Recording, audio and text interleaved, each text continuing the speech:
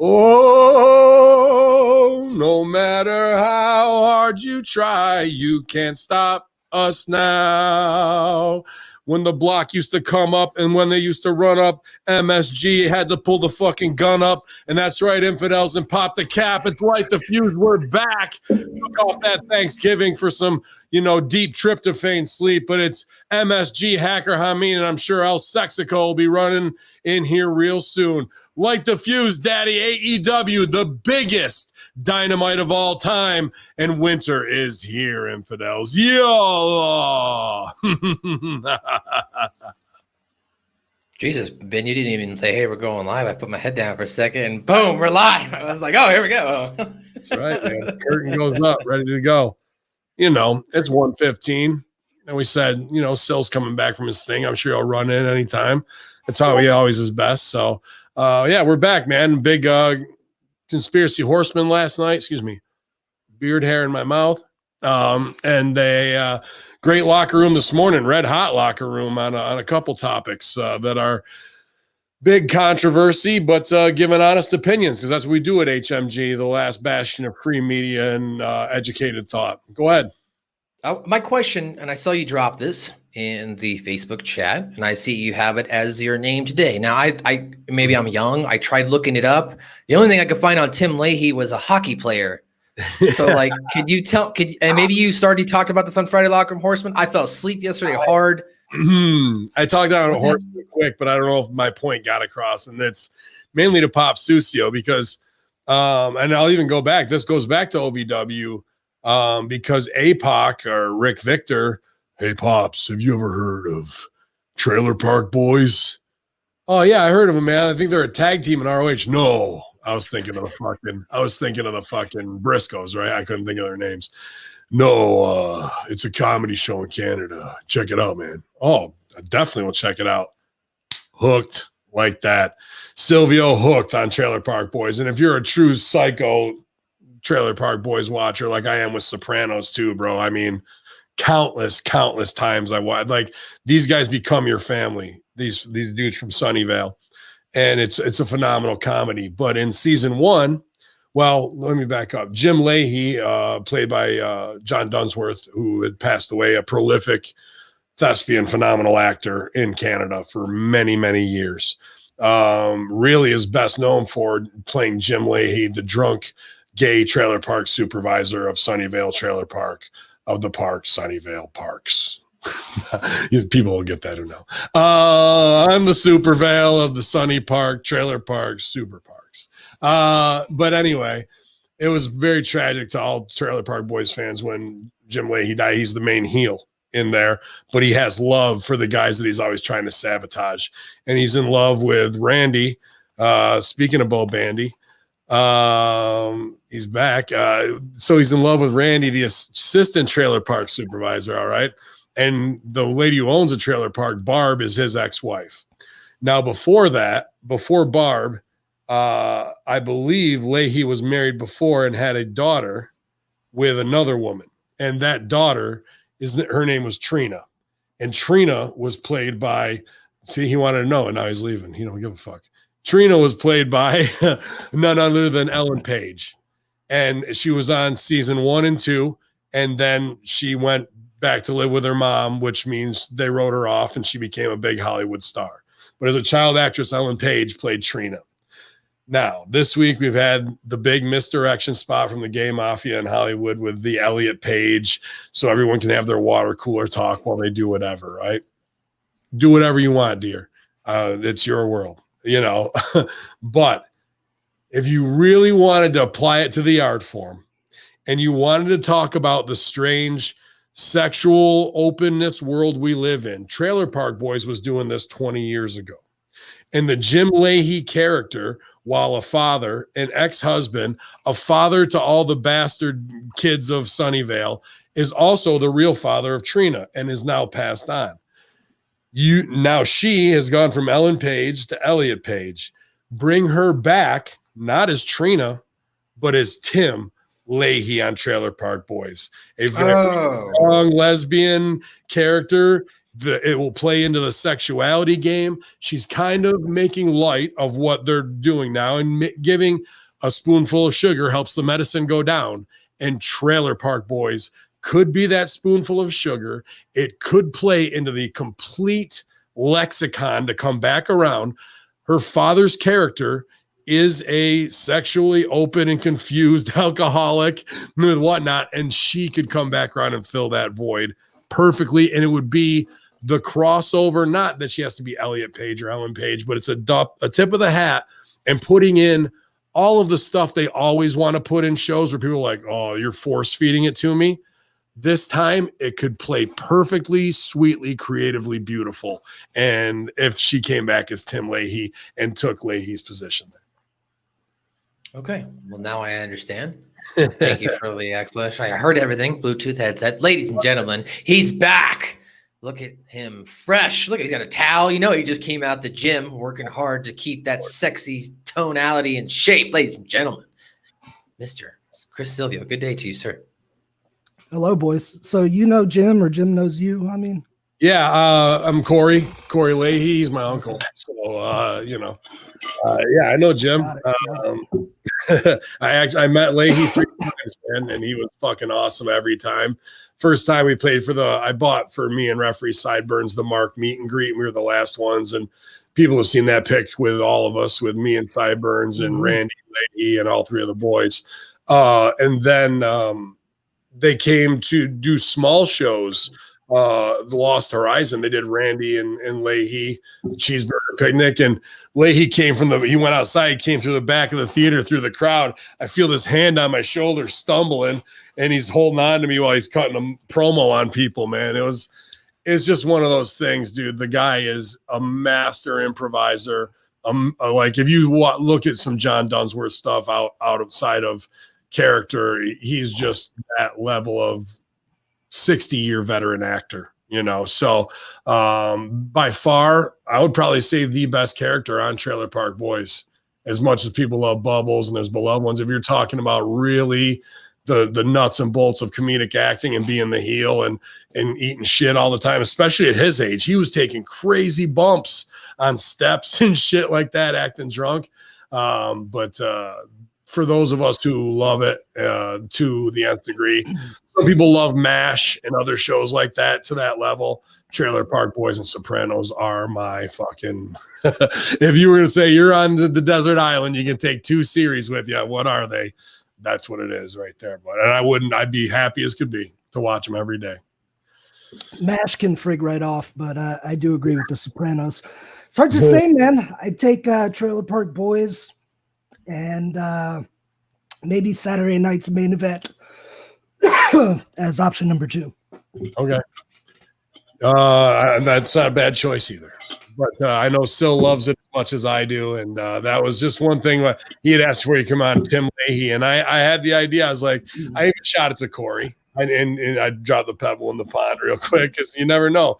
I don't think Ellen Page would sacrifice. They'd think it'd be making light of what she's trying to do, when in reality, it'd make it much more digestible for the people you really wanted to impact if she did that. You know what I mean? And I think she could pull off Tim Leahy. I missed the opening match here, so I'm assuming she changed genders or switched genders. Yeah, she's Elliot Page now. Gotcha. And they changed all of her Netflix stuff to Elliot Page. She wants to be he, they, and all that. So do as thou wilt, but I think it could save I think it could be something cool. So yeah, Sil, good to see you, buddy. How you feeling today, man? Grateful. I'm here in the cockpit with you, Cox, and just got back from some PT. My neck's moving pretty good today. I got a little tingly weirdness going on in my shoulder, but shit's all good, man. It's Christmas. It's cold here. I can't believe it. I've been wearing a hoodie. Snowing last night on the show. It's like, God damn, pal. All right. But yeah, it was snowing here up top. But yeah, they were hoodied up at 40 degrees. I was like, you pussies last night. But yeah, that's just the way the cycle of things are changing. You can blame it on whatever you want, man-made, snabbits, or the reality is an ice age comes every 10,000 years, and there's not much you can do about it. Have you ever wrestled in the cold? Oh yeah, dude, I wrestled Niagara Falls in February. What would you say was the temperature? Oh, probably about -13. Holy cow. Yeah, man. Like I've wrestled, you wear your shirt at least, not to negate any of that because -13, I can't imagine. Mm-hmm. But I've wrestled shirtless with my hair wet and like trunks in 20 and 30 degree weather. So I felt for those guys last night and the week before. Like, especially you could tell, like in Jericho's match, he threw a couple shots, but you could tell he was trying to brother Kazarian. Yeah, he was brothering him up. Hey guys, sorry to interrupt, but I just want to. I have my mom here. Today's my mom's birthday, so I just wanted to wish my mom a happy birthday. We're live on the radio, Mom. So I just wanted to call and say happy birthday, and I love you. Thank you, son. No problem. I'll We talk love to you you later. too, Okay. Mom. Yes, They love you too. They love you too. Okay. All right, I love you, Mom. prepare yourself for love making. Happy birthday, Mother. Mother SG, MSG. Mother MSG. That's right. I just remembered because I looked down at the date. I was like, "Oh, it's my mom's birthday. I got to call her right now." That's good, man. Definitely man. give her a shout back afterwards. Yeah, but I was, I got to put this out there, even though I know it would be introducing a new character. I thought they missed an opportunity last night. Not that I didn't want to see Jenna Van Muscles on there like I always do, but I would have brought out Lady Frost last night. If winter's coming, you debut Lady Frost, right? Even if it's in just a 2-second get over match on something, those little things are like, and that gives me a little tingling in my shoulder and neck, buddy. I got a little twitch. We just missed. There was the opportunity, and there goes the bus. I guess it all goes back to intention. Do they have intention of doing that kind of business with her? If they do, you're 100% correct. If they don't, or they're undecided, obviously she wouldn't even be a thought. But if the intent is there, looked like her. The whole set looked like her last night. All you have to do is march her out. Yeah. You guys haven't dropped the bomb yet, have you? I don't want to step on Maddie's flow. We haven't dropped anything about AEW yet. No. Right, cool. We haven't done it. Did anything, snow. no. I can confirm that it did snow. It did snow. Something I want to point out. Disco? Why do you do this weird thing in the chat where you have to make these pictures? I don't understand. People just need attention, man. They just. I guess. Who's in the chat?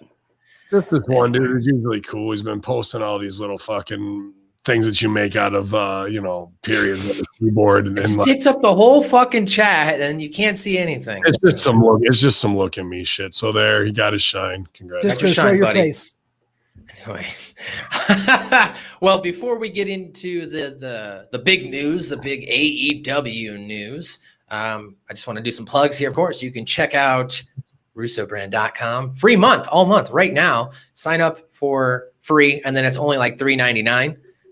So you can then pay, or $4.99, I think is what it is after that. I don't know. I get billed every month, and it's only like $4. So if $4 or $5, you're barely gonna miss that in your bank account, guys. So sign up, you get a free month. Also, of course, go to patreon.com/RussoTWC for Master Shoot Theater, as well as the Nitty Gritty Show with Billy Body, and I think there's some other shows, Vic Venom, Timeout, Wrestling with Tragedy, all that other stuff. But of course, the most important thing, patreon.com/Hamin Media Group to get the FR, your fucking rotten podcast with the hustler, Rip Rogers. Yeah, man, going good, especially the last episode. I got added up the new one tonight, along with Conspiracy Horseman, the Friday Locker Room. And this show will get edited first. So that's the workflow from now until about 10 a.m. tomorrow morning. But that's how we do it, man. I'm super grateful too to be back with you. It was nice to take Thanksgiving off for a day, and to be honest with you, last week's show, I am kind of glad we missed it because I wouldn't have had a lot of good things to say about it. This week, I do have a lot of good things to say. So Thanksgiving, you don't want to breed that negativity, like let it lie. And it might be better to have a bad. You don't ever want to have a bad show. But, it's better to have a bad one before you have a great one, because it makes your great one seem even better, And Maddie fucking had me all kinds of tuned up before the fucking lights went on here today. He was just talking some normal shit. He reminded me of a show that I did. And still, it was one of those, I don't know if you act like this or not, but I've had 3, maybe 4 nightmare performances in my life where some of them were whatever that was 4 years ago and 3 years ago. And one was last year or 2 years ago. And then one was like 12 years ago. And I can't shake them. I have to stop thinking about them because they will become, as soon as I do, they get obsessed in my mind, and I cannot shake that feeling of failure of like, I went out there to be the pro that I am, and I absolutely dropped the ball. Do you mean bombing in ring or on the stage? Both. I'll tell you that Rocky Mountain performance of mine was horrific. I was way out of shape, and then the guys I was with, like Russo had walked out that day. Stevie and I are trying to hold together with Al. We had a great afternoon with all the kids. I think Abaddon was there. All the girls there were excellent, like very wanting to learn the craft. The guys there, a fair amount of them were great dudes, but some of them thought they were over as fuck as students. Gotcha. and I ended up working with some of them, and they have all the tools, but they didn't have somebody to crack down them, and it just went shitty. You know, it went real bad, and I was in the way I looked and the match. It haunts me. My brother and sister-in-law's wedding, where I was the fucking preacher for that, went through the whole thing fine. Forgot the rings. Had to go back and fucking I did everything, pronounce your man wife, except place the rings on. Haunts me. I can't even watch a wedding scene, bro.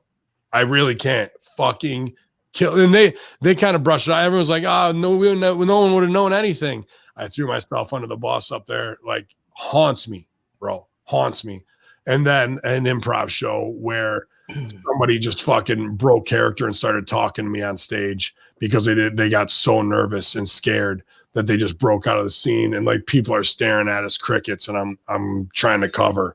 It wasn't my fault, but like the whole show just went like they were having a fucking mental episode on stage. So comedy, life, and wrestling. I've had some shitty wrestling matches and things that happened. One with ISIS Effects in 2CW. He just didn't want to work that night. I come out, get all my heat. He's in the other corner dressed like fucking half Ninja Turtle. Like, I don't know. It was like before cosplay and all that shit was whatever. He'd wear dragon wings and a fucking little top hat or something. He just decided he wasn't going to put over any of my heat, and he just laid down in the corner and pretended to take a nap. Well, as you can see, Silvio, I got been really wound up. All I was trying to do, I was just like, hey, guess what? My buddy does this. We can share it for the group. And he was like, I was like, oh, shit. Rocky Mountain match, fucking awesome. I mean, let me help you a little bit there, man. He missed the finish. He missed hitting me by that much on the finish, and fucking laid there. Look, dude, I had arguably, it would be top 5. I had arguably the worst match in my career in my last year as an active wrestler. Mm-hmm. It was just one of those situations where what could go wrong did go wrong. And I put a lot of faith in the person I was working with to elevate them up and give them too much stuff. But what I've learned that's important is we're going to no matter how good we are, we're going to fucking stink it up. Like, leave them shits. Today's anew, my brother. Fucking, they're gone. They're done. Maybe the wedding ring thing might be a little harder, but I'm talking about performance-wise. Scars me, bro. Scars me. Like, that's just me as a performer. I not that I obsess about it, but like I do let them go, and then one thing will twinge it, and it washes over me like a fucking just tar and feather, bro. Like I just kill myself for 5 days after that. Like, I just cannot get it out of my system. And I know, like, what do I even have to be on at this point? I mean, I got to be on 1,200, 1,500 performances, probably. People always want to say, I wrestled this many matches. Well, the reality is probably 300 to 400, 500 comedy shows that, everything. Yeah. So 1,500. And I got to say, if there's 5 to 10, oh, fuck moments, that's still 1 in 150. So you're going to, for every 150 performances I do, I'm going to fucking just 9/11 it right into the fucking ground. It's just going to happen. It's just, that's the odds of where you are. You hope you never have to live them again. But when you do, especially as a seasoned pro, nightmare scenarios, lose sleep for a week type shit, bro. Leave them. They don't matter, dude. I know. That's something I need to work on myself. I'll do some research on that, on how to let it go. Right? Is that how that song goes? That's right. You can't change the past. You can't predict the future. Mm. All we can do is rock it out today. See, Maddie's ready to rock it out today. Look at him. Yeah, actually, that's one of my favorite books. It's called Stop Worrying and Start Living. It's by Dale Carnegie. He mentions how you have to live in day-tight compartments. You can't go back and you can't go forward. So you got to live in the specific day that you're in, right? So, yep. And then my dad always says to plan for the worst and hope for the best. That's what my dad always likes to say. But anyway, yes, AEW. If you guys want your hot story topic news, you can listen to the Friday Locker Room, which will be out tomorrow on hackerhamin.podbean.com. So we're going to get right into AEW because AEW was action-packed. Also, shout out to John Enright. Heat on you on the rest of the audience. He's the only one who sent a happy Thanksgiving to us last week. So heat on the rest of you guys listening to the show in the chat room. You can't even send us a fucking email. Happy Thanksgiving. Suck my ball. Or is that still? Yeah, suck my balls. That's the wrong email address, but you can do that too. You can send your emails to likethefusehmg@gmail.com. Send me your well wishes next time. I better get some Christmas wishes. Jake Pliskin, I'm with you, bro. I've seen it happen. I've tried to save it. I've tried to save a lot of people in a lot of situations. Freezing up's one thing I never have really done. Botching a spot, I have. It sucks. That freeze up I'd say where that dude broke the scene in the fourth wall was real sketchy, real bad, real bad. There's like 400 people staring at us. It was fucking complete silence. Breakdown. And then everybody gets off stage and like, you handled that so well. I was like, it didn't feel like I fucking handled it well. And he's crying and shit. And fucking then afterwards, everyone's like, oh man, he fucked up big. You looked like a pro. I was like, nobody looks like a pro when that shit happens.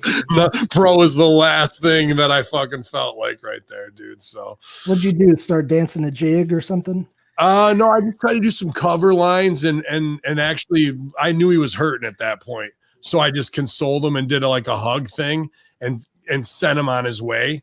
And I just wrapped up the scene and knew what I had to do because I knew they were going to cut lights. So we ended the scene like 4 minutes early, but the resolve was kind of the same. But people who knew, like sometimes say, well, if you make a mistake, just keep going. The audience doesn't know anyway. Oh, the audience knew.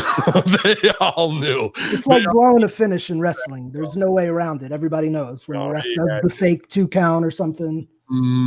Yeah, man. So that's it. This was a great show, and now I feel like a fucking pile of shit before we even started off. I'm reliving my 4 worst moments in my life. Tell us more, please. No, I'm good, man. Well, getting to Thanksgiving, of course, we weren't here last week to review AEW. So I was gonna share this yesterday, but I knew Ben wouldn't care. So Silvio, I'm gonna tell you this. I thought this was cool on my Thanksgiving.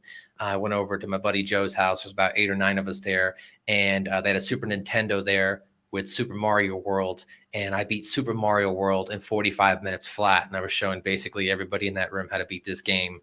I had them cheering me on, and my 9-year-old self prepared me for that moment. So I just wanted to share that with you because I knew you would appreciate that. I got that game right back there. If I brought that up, exactly. If I brought that up yesterday, Ben would have been like, "Who the fuck cares?" So I just wanted to make sure. Give a fuck about video games. I want to bring it up today. How many still plays Pong and shit? I like break. Break breaker. All right. Last week's broadcast of AEW Dynamite garnered 710,000 to WWE's NXT 712, which made sense this holiday season. Plus, you also have other sports going on right now. AEW Dynamite last 5 weeks, we saw 710,000 last week, 850,000 the week before, and 764,000 the week prior. Looks like we might be getting a run in here. Maybe. Oh, here we go. Is it that British Dynamite guy that cusses you out all the time? No, it's not. It's not. You're Mark. You're a fat Mark. I'm your fucking father. Ya Allah. You got some marks on your podcast. Stupid Mark hosts a stupid podcast with you. Fuck's wrong with you? That's pretty good, man. She must be in the locker room. Listen, I'm a mark. What can I say? Well, after the previous couple weeks, I guess it'll be interesting to see what the ratings come out. I've noticed that they come out around 5 Eastern, or at least 4 Eastern. So it's usually like right when we end this podcast, the ratings seem to come out. But the last couple weeks, they have dipped up and down. It'll be interesting to see what tonight's bomb or last night's bomb did for the rating. But here's some interesting tidbits. AEW Dynamite YouTube viewership last Wednesday, total 1,935,000 views. That was down from the previous week of 2,242,000 views. The most viewed video last week was the official announcement of Jon Moxley versus Kenny Omega, which saw 456,000 views. The least viewed was the promo that Kenny Omega did with Tony Schiavone prior to that with Jon Moxley, which only had 72,000 views. And then the overall average for the videos that were up there was 146,000 views. So tonight's AEW Dynamite starts off with the Diamond Battle Royal. We've got everybody in the ring. I got a giant Battle Royal here. Now, I, of course, am not a professional wrestler, so I'm not going to grade what I think wrestlers should be doing. I do want to point out, though, that other than Wardlow, Sammy, and MJF, at times it didn't make sense, or I was able to pick out wrestlers who look lost, like they were just kind of standing around. Like I said, other than Wardlow, MJF, and Sammy, nobody else really should have been standing there in the corner. But there was a couple times I saw like Jungle Boy and Janela looking at each other, and they weren't really doing anything. They looked like they were just kind of like joking. And I was like, oh, you should probably be taking this match a little bit more serious, guys. And maybe they could have gotten the victory. But ultimately, how this battle royale works is that whoever the last 2 competitors are then will face each other the following week or wherever thereafter for the Diamond Ring. And it came down to MJF and Orange Cassidy. So those 2 will battle it out. What do you think, Silvio, to start as far as this battle royale? Well, I just saw Contrarian put me over. I guess he's trying to make up for missing the Thanksgiving email, but I'll play ball. So happy Thanksgiving to you, sir. Thanks for your support. We love you. Man, you know what? I mean, you're going to hate this, but I'm ready. I got my my wristbands on. I'm ready to roll. I don't want to be too critical. Like, I decided over the last few days, like, I have no desire to be a wrestling critic.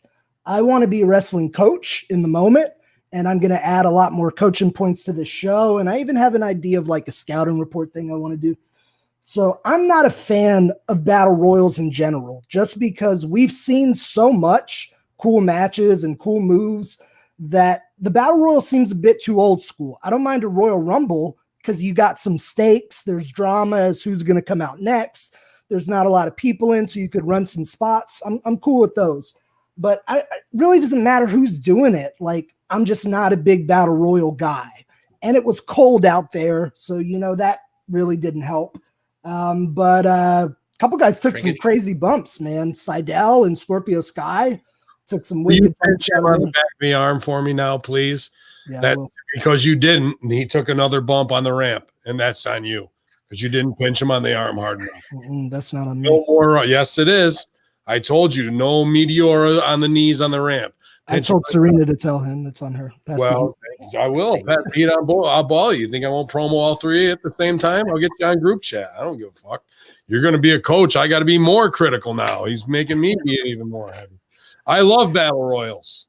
You do? Yes. I hate being in them. Hate watching them. I'll tell you what I don't like about them is what I loved about them when we were doing them in Rip's class. And it was, don't leave your feet. You're the last 4 in. Everybody fight to survive. Go. Then when I watched Al book it for WWE, Ryback, you eliminate Matt Morgan, CM Punk, you're going to eliminate Cody. Like, okay, like breaking it down into spots, taking away all the organicness out of it, all of the real fight, all of the struggle to get over the top rope to get to the end. So what you were seeing there with them looking confused is a spot Royal Rumble agented spot for spot for spot, and nobody knowing how to go, I'm going to choke you. I'm going to punch you. I'm going to try and get you over. Oh, you fought back and you poked me in the eyes and I sold away. And then I go and get Matt and I give him a headbutt and I give him a big elbow. I set him on the top rope. I punch him and then Matt fires back on me and we go around with him on my back. I'm not going to call any of that in the back to you. I'm going to go out there and have some fucking fun until it's my time to go. And that's when you got these guys deer in headlights look, what spot is coming next? You just stooged off the entire battle royal because it's a spot fest. It's not what it should be. Workers going out there going, Kane throat thrust, Haku, Piper. I'll call it to you right like that. And they're, because in the back, when I see those words, I'm not going to go Mongolian chopped coming. I'm going to go Haku and you'll know it's coming. Okay. So this is what the artistry is about. And now when you have guys who are indie guys who don't do a lot of battle royals or have never been taught how to do one, which is some are very inexperienced in the business as well. Yeah, absolutely. I'm not heating on them for that, but that's what you were seeing, Matt, when you saw that confusion. There aren't many real workers left in here where it's 1988 and it's Hacksaw Jim Duggan and fucking Hillbilly Jim, and they know just to do this and fucking how to, okay, now's my time to press the guy up and down he goes because he's not supposed to be out yet. Or make it a like, whoa, I'm about to fall 80s moment. That shit is exactly what wrestling needs and not Royal Rumbles with, I wonder what Jomo and Kofi are going to do this year, where it's all a lead up, where people are staying small on the ropes for 3 minutes. Oh, shoot me in the face, bro. I'd rather go to a terrible wedding. All right, well, let's turn it into a positive now for Silvio as well. First off, I barely noticed Matt Sydal because his hair is getting really long. So I was like, when he got thrown out, I was like, that was Sydal? I was like, man, his hair is getting a little long. Dude, he hit hard as fuck too, man. Like that shit, there's no give there. Please stop bumping Matt Sydal on there. And then the second thing I was going to say was, I think clearly, though, even though Orange Cassidy won, the star of this battle royal was Miro. He delivered a dominant performance. Yeah. I wanted to see him win. I was disappointed that they great intensity, man. That's what we need we should have had that night one. That he came in, not whatever we did with the best man. We're getting there finally with it, but I had a problem with the finish in this. The last two guys will fight next week. Nope. This is the Diamond Ring Battle Royal, and the last two guys will fight for the Diamond Ring. In fairness, they did this last year, so they at least are sticking to their rules. I mean, they established this last year. They did it wrong twice. That's all it says to me. Okay. It's a play off the Battle Bowl. I can't remember when they did the Battle Bowl ring match, if it was later in the night. I don't think it was on different days. Might have been later on the card. You don't have two winners in a wrestling match unless it's a tag team match. When you start the match, you want resolve. The resolve is the ring. There's two guys left. Those are the two guys. You go into the match, out of the Battle Royal. And now oh, man. Frank just really popped me in the chat room. Is it wrong to ask the Broasters Coffee Place to make a Coffee Kingston dark roast? Yes, it is wrong. Hey, I saw Kofi in my Publix a couple weeks ago. Funny. Nice. Yeah, he looked good. Yeah, I mean, I'm glad. Yeah, hopefully he doesn't take too many bumps, man. They were doing some dumb shit with him. Just some general battle royal. In fact, pinch Kofi Kingston on the back of the arm when you see him in Publix and say, Pop says, stop taking fucking stupid bumps. You're too good for that. Yeah, I'll get right on it. No, boys, just general like battle royal coaching. Like the story of battle royal is obviously you're throwing people out. So when in doubt, pretend to throw someone out. That's the easiest metaphor I can give to anyone who's going to be in a battle royal. Just look busy. The rest of the time, throw in strikes, but throw them with force. If someone's hitting you, sell it. And then in between, you're trying to chuck each other out. Then if there's a bunch of spots planned, cool. When it comes time, do your part and then go back to trying to throw people out. It sounds like to me, Silvio, the easiest thing they could do is make like a rest hold, a wrist lock, a headlock, something in a submission move, right? Where they can literally the easiest thing to do would be, Matt, I'm picking you up against the top rope and I'm trying to throw you out and you're hanging on. And I'm trying You hit me, I go down, but I grab it. I'm trying again. We could do that for a minute and a half. Yeah. You get back down, sucker punch him, and you do the same thing to him. That's the little stories inside of the struggle. The whole thing is a struggle over the top ropes. It's not do a spot, because of what happens in a spot. Somebody gets knocked out or knocked down. What is the purpose of a battle royal? Over the top rope. You're not knocking people down. Now you have to pick them up while they're a dead body to try and get them over the rope, and they have to come. It makes no sense.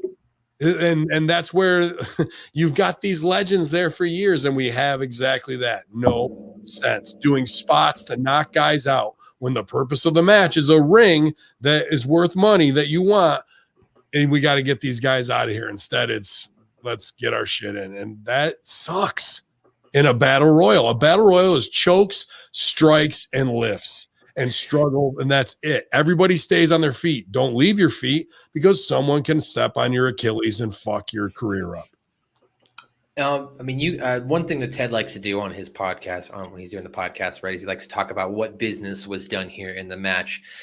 Did you guys feel that the focus more was on MJF and Sammy to the inner circle, because that's how it's going to play out later, versus Orange and MJF being the last two competitors? I would say that they really did three pieces of business. I would put in the 1A slot Orange Cassidy, mark my words, boys, they're going to put the belt, not the ring. They're going to put the belt on Orange Cassidy. I don't know when, but I see the build. And then I would give Inner Circle maybe 1B and Miro 1C. So it looked like that was the focus of their intent behind that. Yeah, I think so too. And to be honest with you, the problem is that the ring is kind of like the part 4 business, when that should be the number 1 business. Not getting Orange over, but the loss and the reaction of this ring. So we lost a little bit of it there, but I do like battle royals, and I don't like spotty Royal Rumbles, which we're going to get here in 2.5 months. I do agree with Matt, though. Miro was an absolute savage beast last night. I can't get enough of Miro in AEW.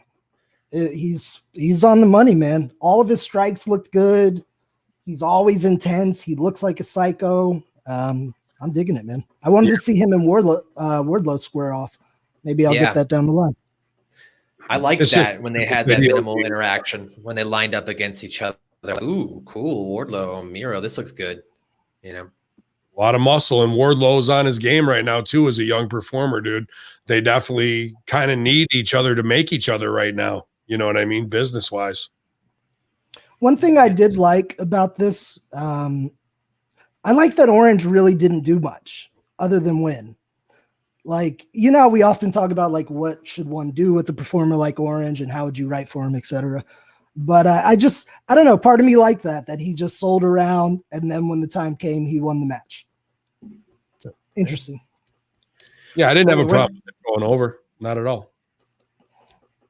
Following that, our next matchup here, we had Chris Jericho taking on Kazarian. They went to commercial break, came back, and these guys, music hit, and they all came out. This was a phenomenal match. Chris Jericho and Kazarian, both 20-year, 30-year veterans. I literally don't have any complaints, and I don't have any feedback, because I shouldn't, because this was a great match. Silvio, what did you think, though? I'll let you take it away. It was real good, man. I thought they had some very good near falls, aka false finishes, on the latter part of the match. I got a little scared when they went for that Spanish fly, but when I watched it back the second time, Kazarian cradled him like a baby. Super pro, awesome. It's amazing Jericho's still taking flip bumps off the top ropes at his age and working as hard as he does. I know. You know, he's getting older, and he's put on a few pounds doing this new gimmick. So he probably doesn't fly quite like he used to, but it was great. The match was great. Kazarian took care of him. I just felt for them in the cold, like especially when they started chopping and shit, and Kazarian was getting thrown into the rails. I was like, oh, brother. So Ben, they finish up this match. I just realized I didn't go over the finish. They finished up this match with MJF coming out and alluding to the fact that he was going to throw the towel in again, just like he did with Cody. Sammy jumps up from behind him, grabs the towel. This causes kind of a distraction, kind of makes it look like it's Sammy when Jericho lifts his head up that Sammy had the towel. Kazarian and Jericho then trade back and forth with roll-ups, and then Jericho out of desperation hits the Judas effect and falls on him for the pinfall. And then afterwards, the bickering continues back and forth, and Jericho tells them that next week they need to make a decision. If they can't get along, the inner circle is breaking up forever. What did you think of the fallout, Ben? That's a little bit too much, too fast, too extreme for the fallout. The match I love, dude. Frankie Kazarian is possibly the most underrated wrestler in wrestling right now. I mean, in my opinion, the top. What's that? The top three I'm wrestlers. getting the BTE joking. Sorry, go ahead. The top three wrestlers in AEW are Serena Deeb, Frankie Kazarian, and Scorpio Sky. Like that's your workhorses right there. And it's AEW's style now to do these types of gaga finishes and then even shotgun business. We're breaking up. Dude, this was Kazarian's shot versus Jericho. Just give me Kazarian versus Jericho.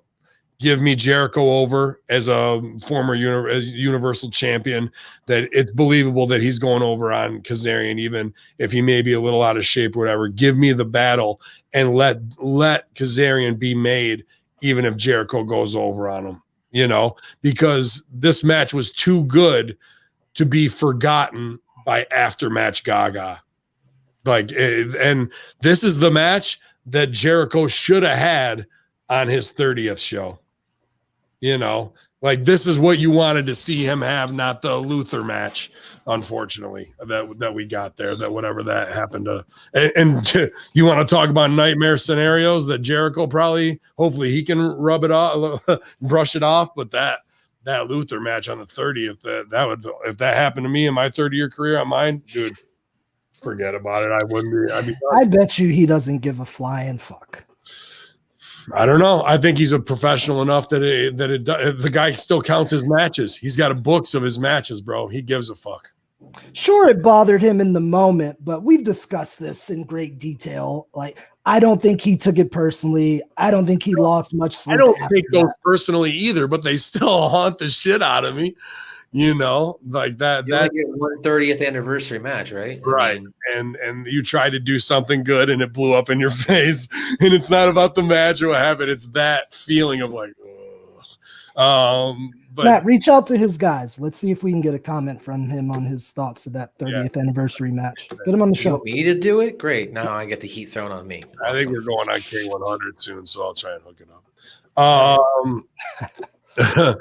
But dude, Kazarian versus Jericho was awesome.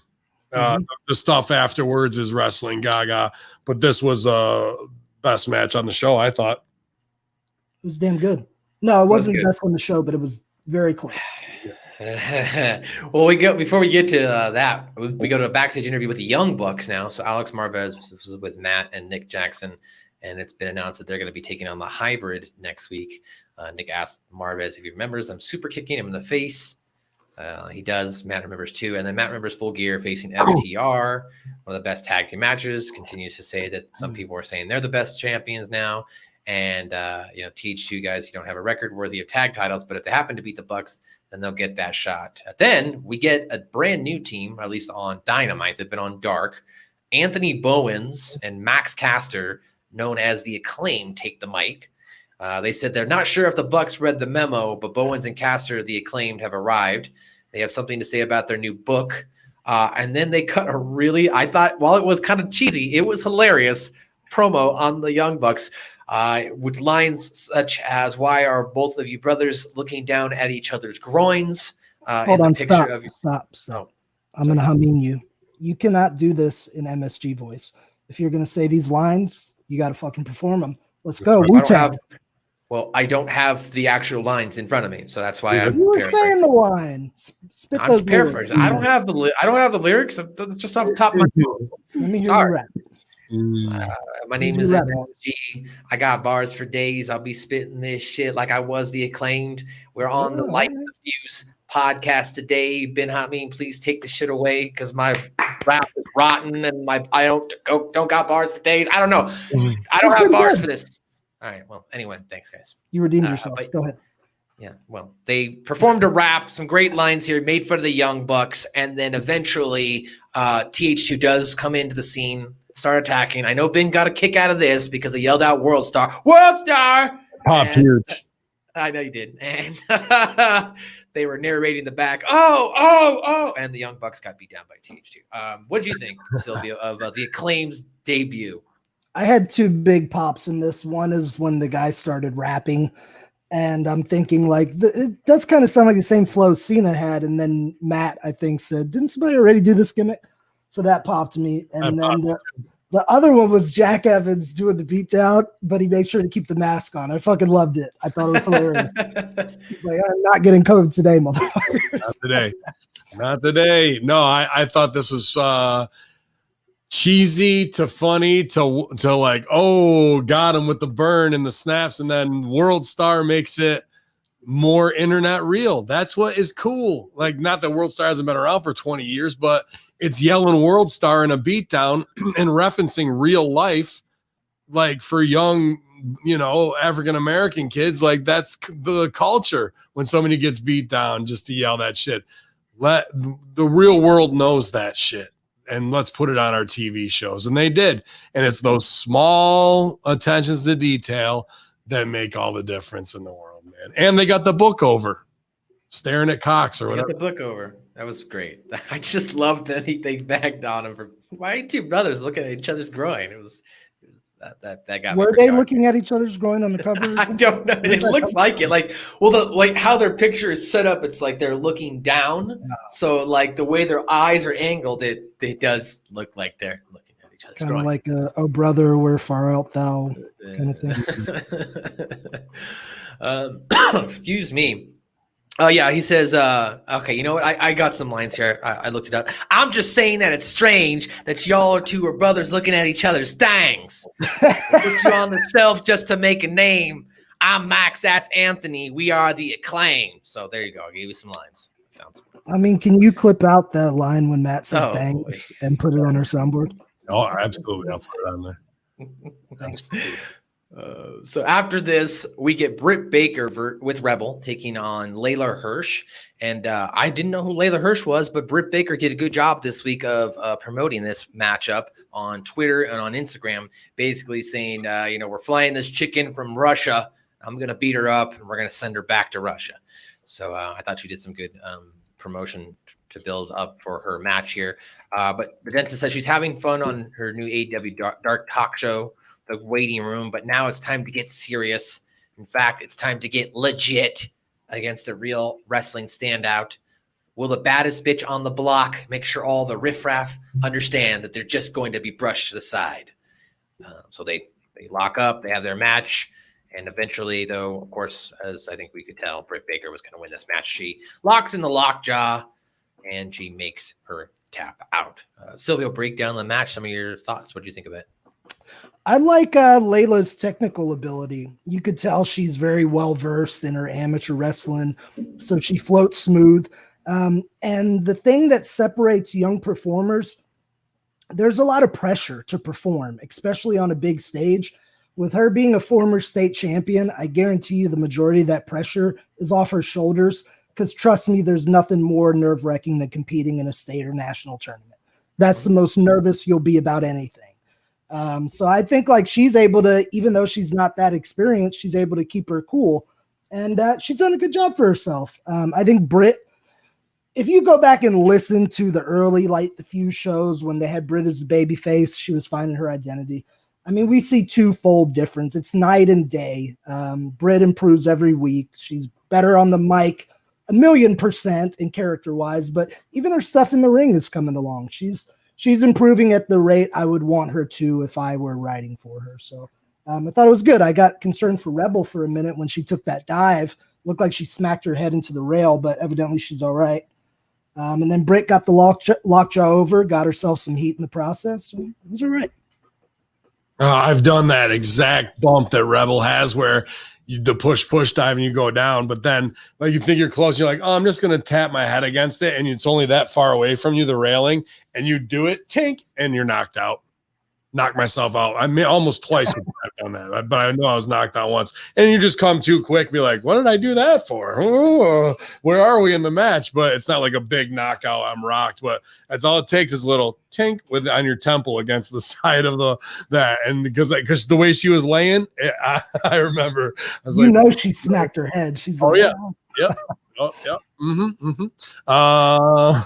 I agree with you fully on Britt Baker. She is progressing at the speed I would want her at too. And a lot of other people on the roster aren't character-wise who were as green are getting it, but she definitely is there and TV ready. I got to say, as much pain in the ass as the beard is or whatever sometimes. Hold on a second here. Jamin Olivencia, you are live on the air with El Sucio and MSG and Ben Hamin. What's going on? Just talking a little AEW and the return of Sting. How was it? You just can't. J-Man? Is that you? Out of here. Shoes. Hey, J-Man, you remember the time I threw up in the bush? I will never forget that time. And here's what was impressive about it. You just did it. You just did it and you're back to normal again. All within seconds. It was like you can't see me obviously, but it's a sound effect. It was like, "Ooh-ah!" And then all right. Anyway, it was like okay. Oh, good to hear your voice, my friend. I miss you. Good to hear you. I miss you too, man. How you doing? I'm fantastic.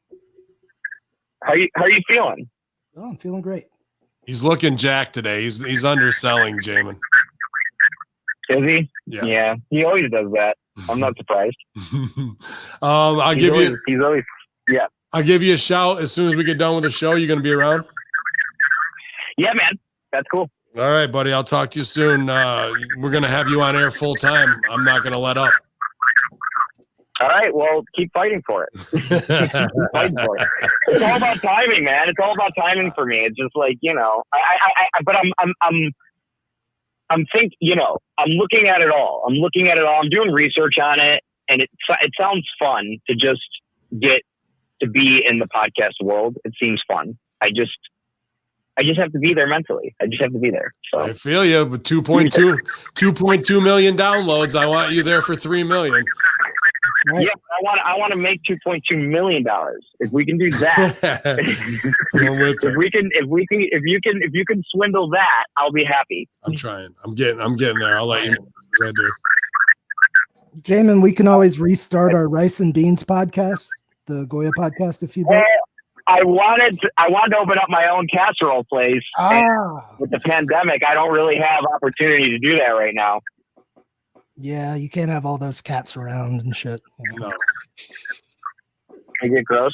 All right, I love you, buddy. The problem, hang on real fast. Let me just say this. The problem is the cat hair.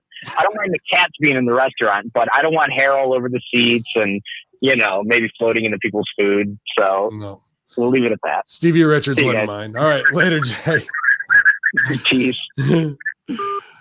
Jamin Olivencia, the one and only, the 11th Warrior, you guys. One of the greats. A couple things. First off, Sonic the Hedger if you put my face on a Reface app, I will find you. Do not do that. Do not put my face on a Reface. I will find you and reward you.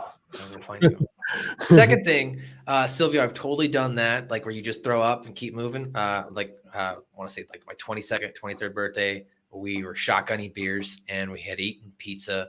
And I think I got up to beer number 18 or 19. And my best friend's like, dude, don't do this one. This one's going to put you over the top. And I was like, no, that's fine. Shotgun the beer, immediately ran outside, hurled it out like a hose. And then we went back inside and just went right back to normal. I was like, all right, let's get back to the party. So dude, sometimes you just got to get it out. This was during lunch break at our job. We had this office job that we weren't really enjoying much at the moment. So we went across the street at lunch, had a few beers and ate, and we're walking back to work across the street. The moment took me. I did my business, kept walking. We went back, finished the workday. 3 p.m. roughly. Oh, good stuff. Old times. Clearly, man. that was not a career Silvio was looking to. Britt Baker, I feel bad that she has to wear so much eye makeup. I couldn't imagine getting sweaty and have that shit trickle down to my eyes. I feel lucky that as a male and that we don't have to live under those confines to put all that shit on, because it would only make my day that much worse. And as much as I sweat in the ring, holy shit, that'd be a fucking mace in your face with some sparkles and glitter in your eye, bro. Oof. Well, post-match, we see the continuation here, as Britt Baker mentioned in her pre-match promo that she, she's tired of Thunder Rosa thinking that she's the best and that she is the face of the Dynamite division. So because of that, as we saw Thunder Rosa get attacked by Britt Baker on the previous 2 weeks ago, this week, Thunder Rosa came back and attacked Britt Baker and wanted her revenge. They brawl. The ref tried to separate things, but Rosa and Britt just kept fighting. More refs came out. Fans were yelling, "Let them fight." Rebel was furious that she went after Rosa, but Layla then kind of hit her with the Saito or whatever. And then Rosa and Britt brawled again some more until officials came out to break it up. So I liked this. I thought this was a nice little breadcrumb here that continued this rivalry now, setting up with Thunder Rosa and Britt Baker, which means that hopefully we should be seeing Serena take on somebody, because it looks like they're going to set up Shida and Abaddon, which we'll get to a little bit here later. But where does that leave Serena, Ben? Where does this leave Serena right now? I would have her do 2 more get over matches. Shida does the get over on somebody else. You build the champion versus champion. The spin outs in the storyline with Thunder Rosa and Britt. You always got Nyla Rose as a chaos factor, to do that. If you want to do that in the meantime, something small with Nyla and Serena as the get over for Serena. I think that would be good for Nyla for sure. I think 100%. so. I think so too. And then you just build that champ versus champ, and no heat. Like, I hate you and I have to attack you. Who's going to be the best at the end of the day? And are you going to make one of them Becky 2 belts? Or are you just going to have champ versus champ and show it as a sign of respect? And who goes over is the better woman that day, and they both retain their championships. You could build it either way, and neither of those are wrong. It's just how you get there at the end of the day. Right now, Britt Baker's the color. She's the character. So why would we try and do that in Shida and that, even though we have and this is what was bad from last week, a couple things. The blood on the title when she comes out. I liked Abaddon coming out last week or whatever. But you don't touch the belt until you win it. The moment that she picked that belt up, we were wrong. Like that's what the people want to see. That's the camera shot we're waiting for. Not pick it up, look at it, and do anything. She could have just drew blood on it and done that. That would have been okay. The moment she picked it up, that was a mistake. Where did you get this role from? I was going to ask a follow-up question to that, because we watched Impact yesterday and they held the title up and you didn't make any comment. I missed it. I missed out, Matt. Bay's wrong. Bullshit. You're giving away the moments. You're giving away the key moments beforehand before they are, and that's wrong in this art form. Rip would tell you that. I heard that from Danny. I heard it from Strangler Steve too, and that means it came from Killer Kowalski. So why are you giving those moments away beforehand? When she does win it, it won't mean as much, because we've already seen that visual with her in her hands. Plus, with the blood. Dripping blood on the title would have been her thing, and to show it with like blood dripping, like a close up of the title with the blood dripping off it, that would have been cool. But that Khan doesn't know these things, and I can't hold it against him because he's in 2nd and 3rd grade when it comes to booking still, and everything he learns, whether it's redoing the battle royal the wrong way and thinking it's the right way, we're gonna keep doing this until somebody big brothers him. Or else he realizes and does it the right way for the first time and goes, aha, that worked a little bit better this time. I wonder why. Here's the problem, or not a problem, but something I think is a little bit overdone. Every match is just a setup for some gaga to further business at the end. The matches are now meaning less and less and less and less. You can do the gaga stuff at the end to further business. That's wrestling. We have to tell stories. I get it. But in between those, you need to have 2 solid finishes. preferably a heel and a baby, or 2 heels, and then your baby business pays off, or a baby finish and then 2 heel things where your heel thing spins out into more heat. But this every segment, the match, okay, we do a match, and then here's all the drama at the end of it, and that's what's important. Speaking of drama, there's lady Plenty of drama over here. Me? She Drama? just got out of drama class. See the drama and the snap kicks for your mama on that one. The hottest free agent in professional wrestling. I know. People be sleeping on this shit. I know. So they're woke on it right now. Not in that context, Christopher. Get your mind out of the gutter. Jesus. I did want to congratulate you on your sumo breakdancing win. I thought that was a hell of a performance as well. That was just how I looked after Thanksgiving twice. Was it? You doubled down carbo load? Oh, yeah. Nice. Gainesville. She's going in. Never a dull moment in this. I just like Silvio in the background. He's just like, yeah. Dancing like, it up. gosh, my girl makes me do some weird shit. All right. If it feels weird, do it more. That's what's going to separate. Yeah. I got a question for you guys. Matt, when we started talking about this match, you said I already knew, obviously, who was going to win this. You knew that Britt was going to beat Layla Hirsch. Should they have more underneath wins on the show to where you have a question?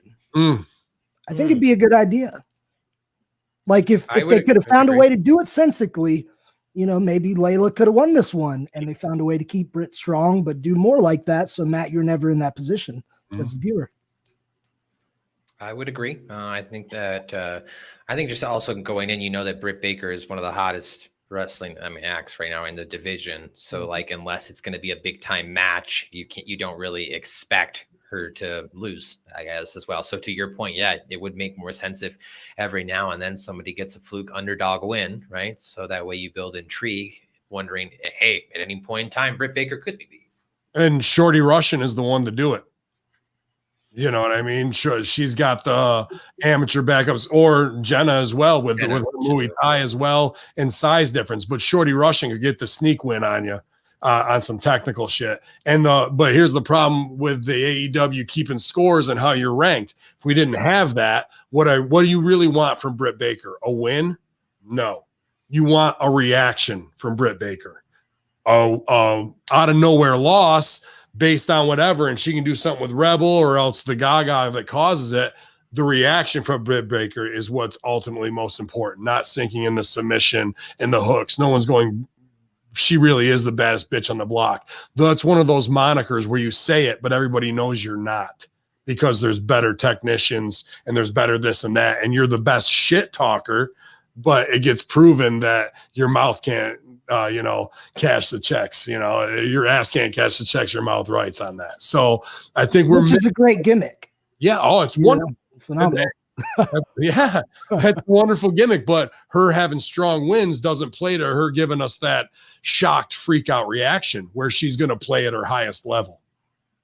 So that it wasn't bad by any means. And I think Shorty Russian's awesome. I like her unique body type.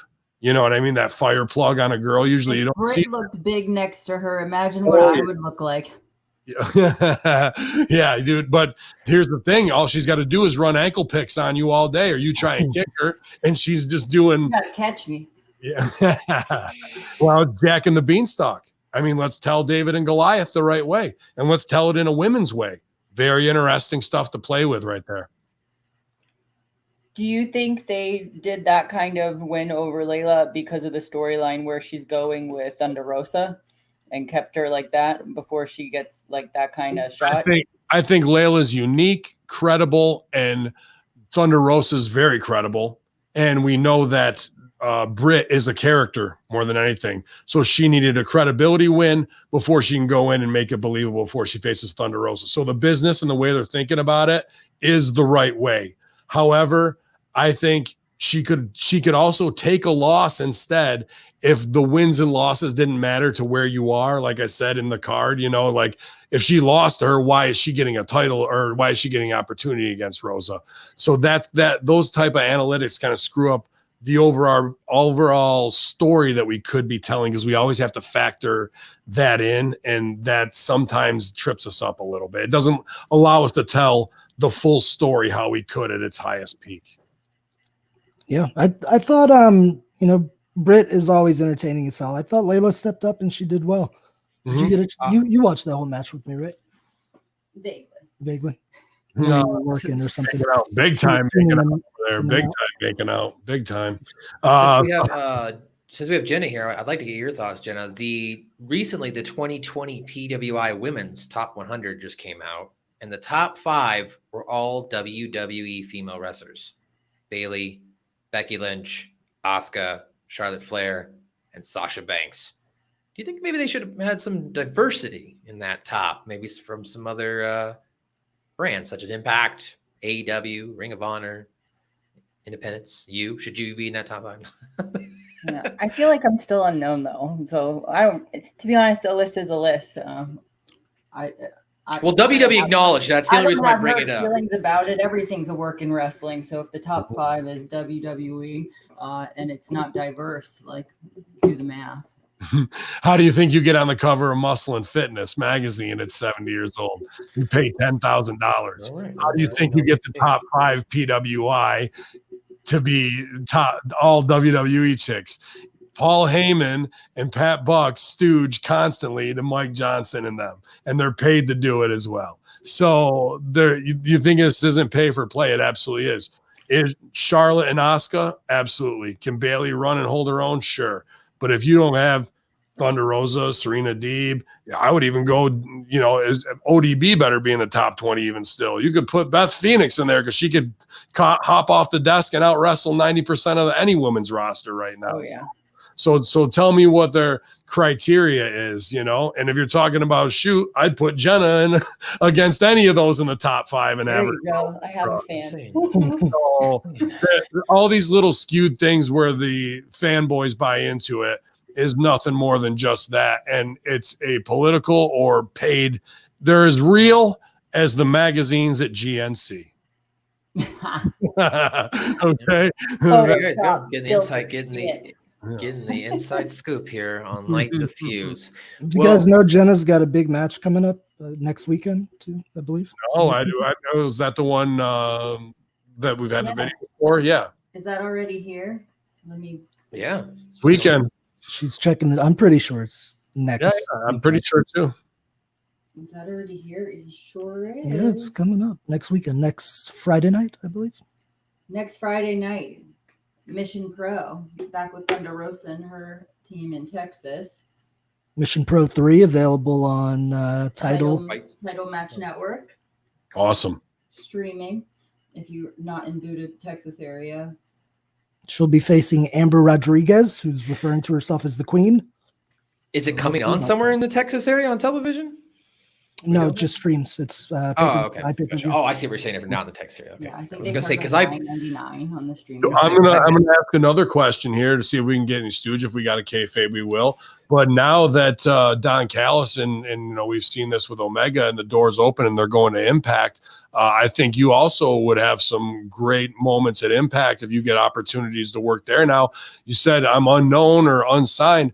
Being in the gray area, not the worst place to be, especially when you can make yourself and show yourself on different brands as a valued property. I think there's a lot of girls over there right now. Killer Kelly and they had some other girls that were just making their debut. I could see you as soon as they're doing the women's tag thing, right? I saw Jazz the tournament. But I think let's press some buttons and make some calls. I'd love to see you there too, and show the world why you're the best kept secret right now, because they need to be made aware. And I think there's opportunity in the way that we watch their product every week. There's no reason why you couldn't be in there doing work too, dear.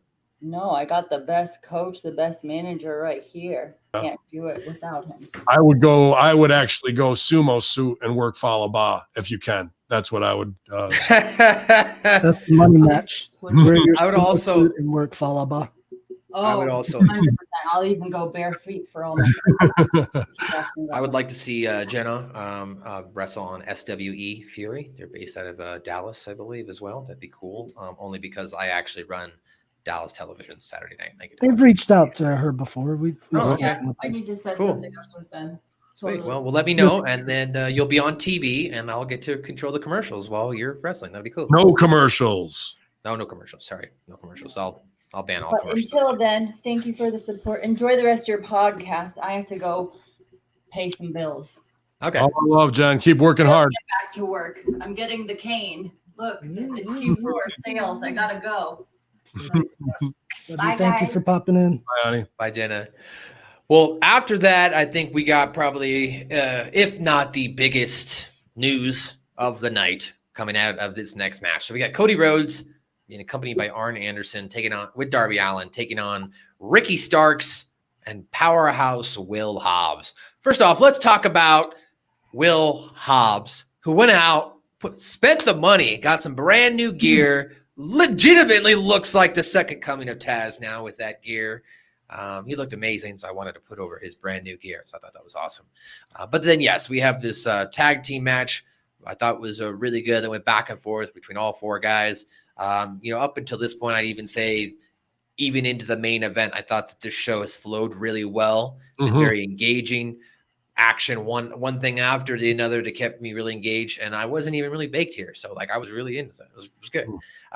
But ultimately, in this match, Cody sees Stark coming out of the corner, hits up the Dragon Sleeper, Snapmare. Cody kicks Rhodes for an uppercut. Cody tags in, Nightmare Cutter, and then Darby climbs. Cody flies out to take down Hobbs, and he hits the coffin drop for the victory. So the winner of this match was Darby Allin and Cody Rhodes. Before we get to the aftermath, the big news, Silvio, what did you think of the match? Very good match. I had in my notes, Darby might be the best selling babyface in the business right now. I might reframe that a little bit and say that he's definitely the most sympathetic babyface in the business right now. I love that about Darby. Sometimes, we're like, man, I wish he wouldn't do so much crazy shit because I'd love to see him around for years and years. But if you watch a Darby Allin match like last night, Darby sold the majority of the time and did a great job of it and kept our attention. He sounds like X-Pac. I don't know, but I love. I like it too. Like when it was, X-Pac getting killed by APA with Kane and all that. When they were keyed on the small guy because everybody else is too big of a son of a bitch. It always makes it look more impressive, So I agree with you fully on that, man. Willie Mack is really coming along and selling too on Impact, dude. I think they're probably neck and neck. I was trying to think of anybody in WWE who's. Who the WWE one is, and you kind of got to kick the shit out of him. But when you do, he's better than Darby and Willie Mack. Ziggler? No, but Ziggler's great all the way around. Matt Riddle. Riddle. Really got to beat the fuck, dude. You go back and watch him and Sheamus, and they get stiff, and then he goes on the cell. Very believable, like really getting it at a rapid pace, dude. Really factory. But all three of those guys are excellent. I mean, none of them are slouches when it comes to making the believability of the heat, no doubt. I like Riddle, but I'll pass on that match. I have no desire to watch a Sheamus bout. I got you. Riddle all day. Riddle's good. He kicked it's like the stiffest shots, like they're working UFC, and then I'll protect you on the power bomb, bro. But then waka, fucking knock the shit out of him. I like that shit. Cody had a great comeback in this too. Yes. And everybody looked good. That's what I dug about this match, other than the cool shit we're going to get in a minute. Cody making some paychecks now, huh? Working on the heels thing with gimmicks. And then he's got the new thing with Snoop Dogg where they're judging competition, something like that. Vice president check, on-air camera talent check, probably a producer check as well. Dude, he's got the cigars, the merchandise, the cigar brand. man. Yeah. Smart, dude. Smart. Well, after this match, we got the biggest news in wrestling for AEW, I'd say since they've started, to be quite honest. Ever. And I know Ben is not, we were talking about this before, Ben's not a Sting fan, but I am a Sting fan. I was a little Stinger growing up too. And I marked out hard pretty hard. As soon as his music hit, he came out, goosebumps, and then Tony Schiavone yelling out, "It's Sting!" I felt like I was placed in a time capsule and warped back to the 90s as a kid. Really cool to see him. I liked it came out. That's what he paid for, was that moment right there. It paid off. It paid off right there. And then just him coming down to the ring, not saying a word. Thank God they didn't let him talk tonight. Comes out, he stands in front of everybody, eyes up Dustin, gets down on one knee, looks into the eyes of Cody, which I like that they put over that was Cody's favorite wrestler growing up. And then the face-off where Darby stands up, the only one standing, and him and Sting lock eyes face to face. Rick Vickery made a hilarious meme when your dad goes out for smokes in 2001 and finally comes back. I thought that was pretty hilarious. But this was awesome. We're going to hear Sting talk next week. But Silvio, thoughts? What'd you think? Man, it's so good. I was a Sting fan back in the day. I was more Crow Sting fan than I was Beach Blonde Sting. But it's so iconic. And Hamin and I have discussed several things on the show, like of other times we're like, oh, they could have used Sting here, Sting there. Even once the video played, I had no idea who was coming out. It surprised me when I saw Sting, even though we've discussed it. And yes, they could have done 50 things, and maybe some of the ones we said were actually decent. But honestly, I can't think of a better way. I thought they did his part last night flawlessly. From the music, which was great. I believe it's original music, phenomenal, to the snow effect, to Sting's acting, to building to that moment with Darby, which we were all wanting when Sting looks at both sides of Darby's face, the painted and the unpainted, that little symbolism there. And we're knowing that these guys are, somehow intertwined. Sting not saying anything, the way he had the bat, I thought they couldn't have done really anything much better than they did. It was damn near perfect. I watched it twice. Dude, I marked hard for it. Yeah, it was done perfectly. I'm not saying it, dude, add the world talking just because I feel some type of way about the Sting character. No, I know that wasn't good TV and done absolutely. I would, if I had the opportunity to write it, I would probably written it the same way. The production was phenomenal. The fake snow, which is torn up little pieces of paper or garbage bags most of the time, looked great. Like everything looked great for the winter is coming type shit, man. I thought it was phenomenal. Now, and I go in hard on the Friday locker room. You guys listen to that too. It's not Sting's been a main eventer. He's fucking made millions upon millions from TNT, more notoriety than I'll ever have on this planet. But me as the wrestling fan who is a Northeastern guy, he was a split off of the Ultimate Warrior. So he's a C version of that. Then he wanted to be a surfer and skateboarder, and it would look like a grown man trying to cash in on Tony Hawk stuff. And that was weird and whatever. And WCW looked welfare compared to WWF at the time. Then we get to it. And what's his offense? Because, he's having good matches with Steamboat and Flair, but that's because they can work anybody and make them look fucking great. What is Sting's offensive package? Stole all of Bret Hart's stuff. Ric Flair's woo. The Ultimate Warrior's face paint. Lex Luger's hair. So now he's a mixture of four guys that he's not really doing. Good artists create, great artists steal and make it their own. He's not making it his own. I really don't like him at all at that time. Then the Crow comes out. Does he steal it and make it something different? Nope. Bites it verbatim. And that was the best thing when he was saying nothing. So we didn't have to have woo in the fucking corner. Stinger splash. I do that move. That's how rotten you have to be able to do his offensive package. Hamin can do it. And there's been tons of times of selling away and being out of position for stuff. I don't need to go in. Now, tell me what your favorite WWE Sting match was. Well, he was never really in WWE. Oh, well, that's good because he's great. He's awesome. Mania one, but yeah, I think he only had two. They were all good. They were all excellent. So memorable. So here's to be fair, he did get his WWE run. You're going to war. Hey, you know who we should get? We should get all the guys who couldn't beat him the first time around, bring them back, and think that it's going to work to beat him the second time around 20 years later. Boy, that's a strategy and a half right there for success. Have I plugged Sting into the show the last 3 months in a bunch of places? Absolutely. Should he be on this show and fitting in to help get Darby Allin over? 100%. How I feel about Sting from when I was a fan in the late 80s, early 90s, and what I had to sit through year after year after year does not go away for me when it's time to come back. I don't forget about that shit. So how I feel about the character doesn't mean shit, because if the guy draws 1 million viewers next week, Hamin can go fucking shove it straight up his ass. So I do want to say, I don't think we're going to get like a lot of Sting matches. I think I've seen that like criticism, like I don't want to see 61-year-old Sting wrestle. I'm like, I don't think we're going to get a lot of Sting matches. And why would you pay over $1 million for him? To give him the rub to Darby? Is that really worth it? Or are we marking out now because we're an owner with daddy's checkbook with? Well, I don't know. Your criticism has been before that they don't have stars. So they're bringing in a veteran, right, to help now get Darby over. Is that the point? That's a veteran. That's not a star. A star is John Cena shows up and can work. A star is somebody's going to help put somebody over, not just give them a small rub. All Sting is going to be is the highest paid corner man. You got Jake Roberts, Tully Blanchard, Arn Anderson, and now you got him, bro. And I laid this out. It's going to be a great visual. Is that worth $1 million, or should you have paid Sting 6 performances, $25,000 a piece, $150,000? Instead, who's to say he's not going to wrestle? I just don't.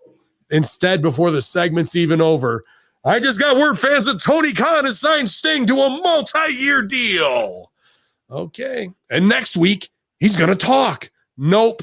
Sting doesn't say shit for 6 weeks. That's Mystique. We're about to blow off the entire aura of Sting and the Mystique for some 1991 markout shit backstage that they will pay top dollar for. Will Darby get the rub? Yeah. Is it going to get them over 1 million people week to week to week? We already played this game out. They lost the war. Sting's gonna wrestle, I think, and we're gonna find out his current value.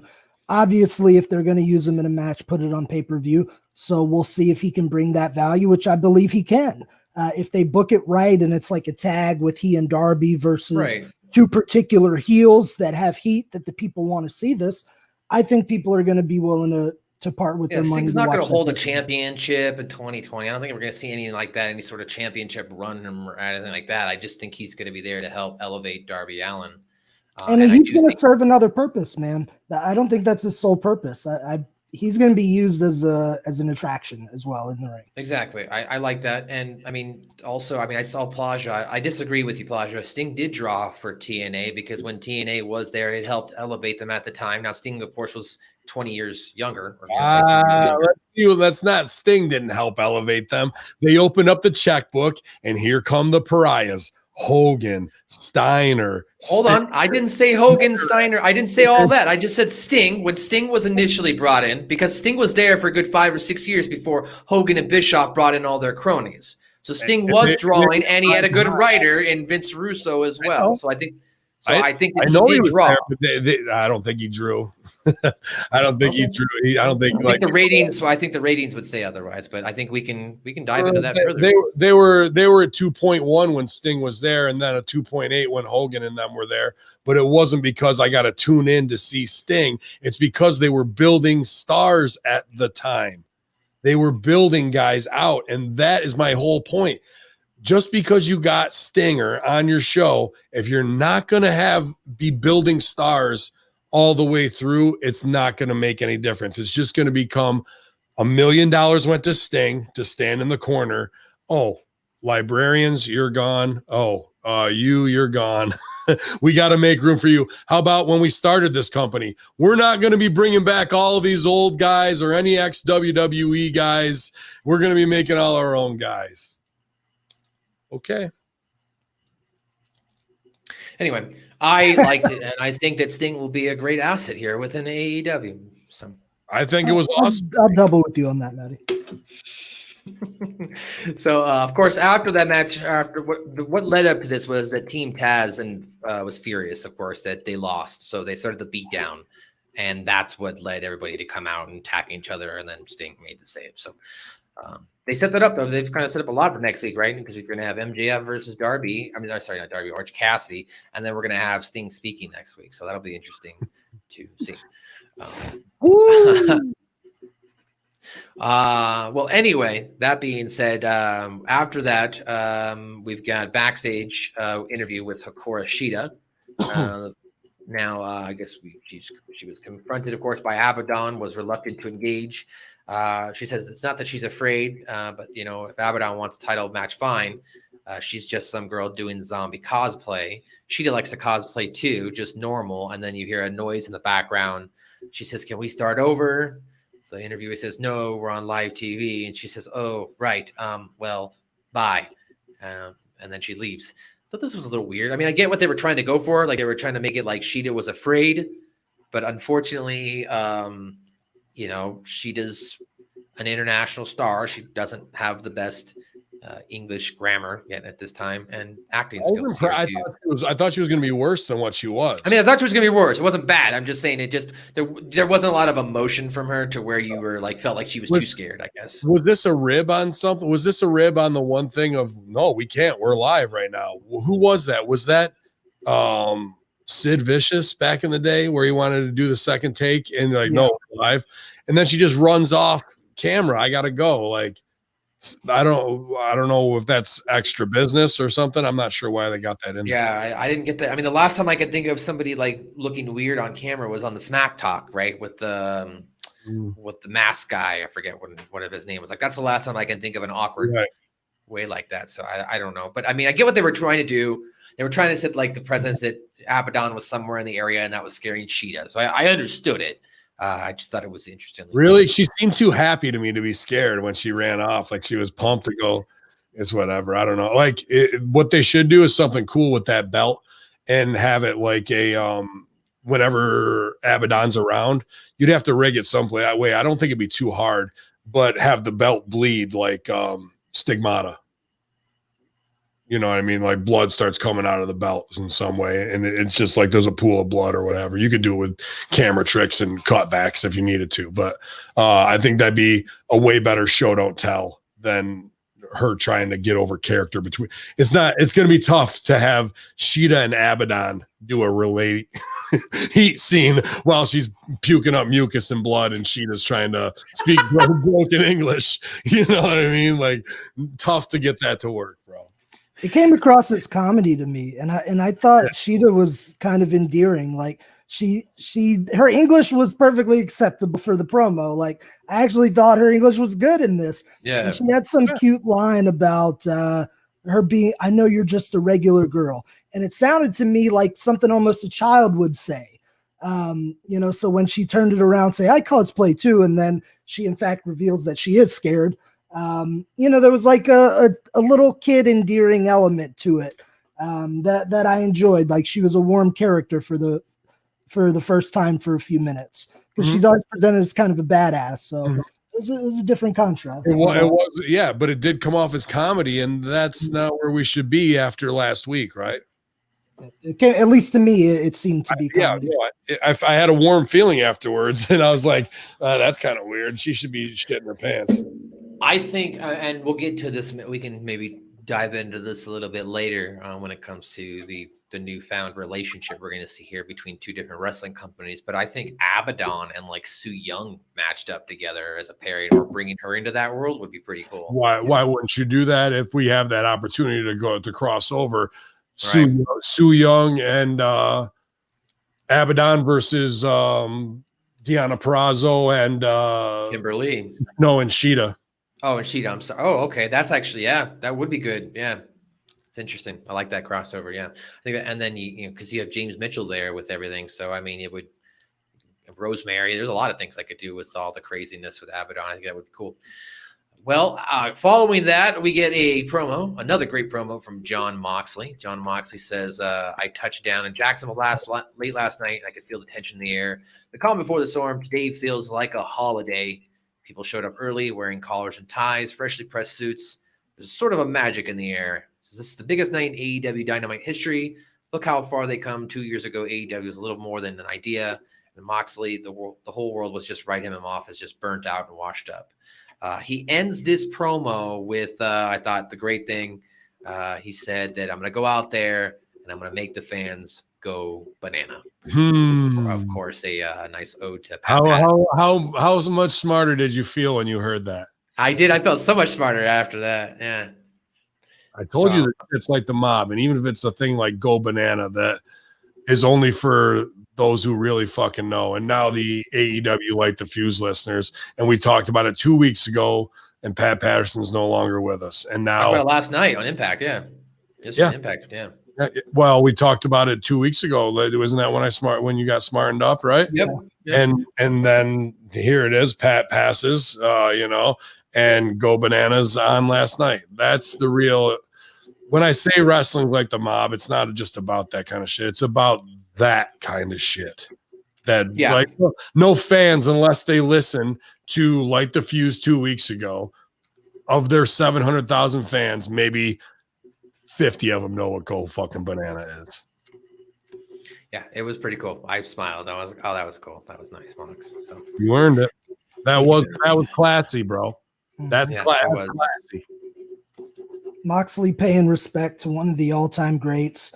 Patterson, one of the greatest Finnish guys, one of the greatest producers is what they're referred to now. Pat laid out some of the best matches of our generation, some of these iconic WWF, WWE matches that we gush about, that has the handprints of Patterson all over. So thank you for your service. Rest in peace, Pat. I loved your work. And I stand by my comment once again. Jon Moxley is the best promo in the business, boys. Do you think he's gone? Maybe with the Renee news. I don't think he's gone for good. What was the Renee news? I don't know the Renee news. He's having a baby. She's pregnant.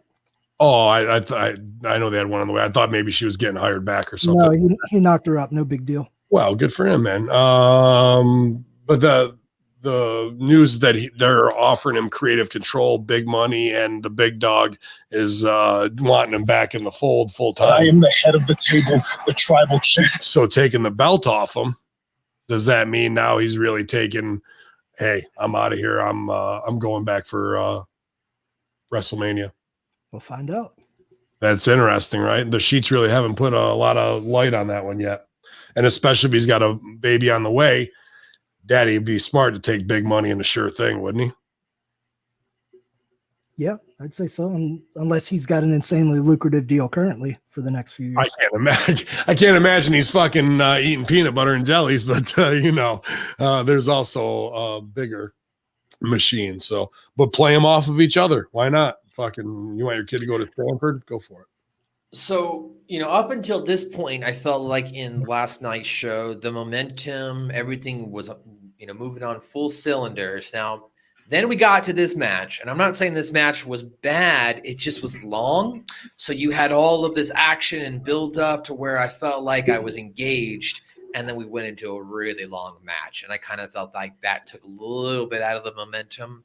I felt like the after effects were awesome. Obviously, and that's what's got the wrestling world talking as well. But the match itself, I felt, was a little long. Ultimately, though, Kenny Omega ends up picking up the victory here as during the match, he has, I guess, a suplex or whatever it is, over his head, and he hits one of the heaters on the outside. The ref checks on him thinking that, there might be something wrong with his head.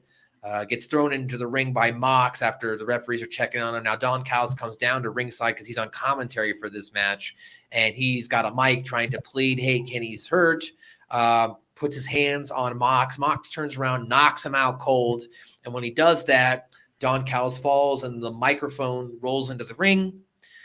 With the referee distracted now checking on Callis, Kenny Omega picks up the mic, smashes it into the face of Mox, hits him with 4 or 5 V triggers, and then ends with his one winged angel to pick up the victory.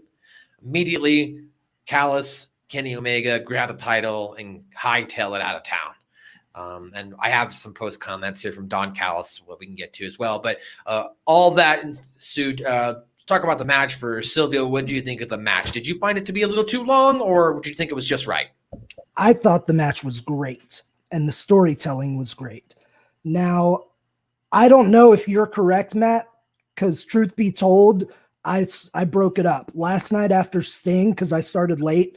After Sting, I was good. I chilled out and I watched the rest of the show this morning. Had I watched it, I don't know how I would answer that question about the flow. But as far as the match itself, I loved it. I liked how they set up the beginning of it looking to be a long wrestling match, which I haven't seen Moxley do in a while. So I was like, okay, I want to see where this goes. He did go out to the floor and do some of the Moxley stuff he's been doing more recently.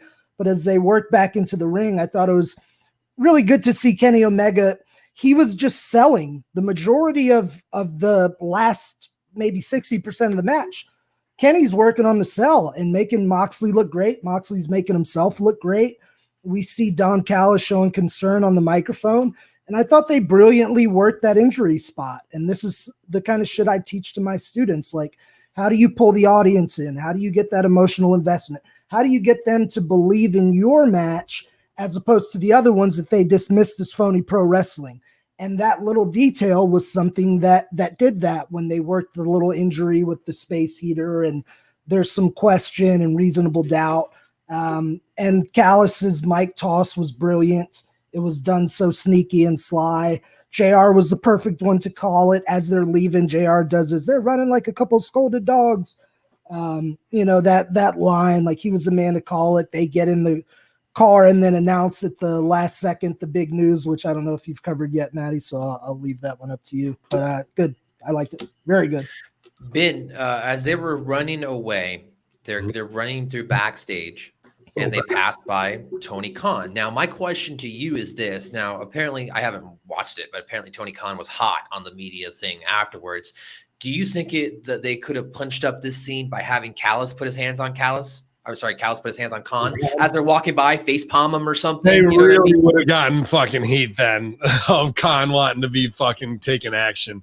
I think it was fine to show Khan there and do the shock value and whatnot. And even when they've shown him with the Bucks, I haven't reacted like, there he is trying to get his shit in, where we've seen a little bit different from Scott D'Amore saving Steens and becoming a full-on character. You know what I mean?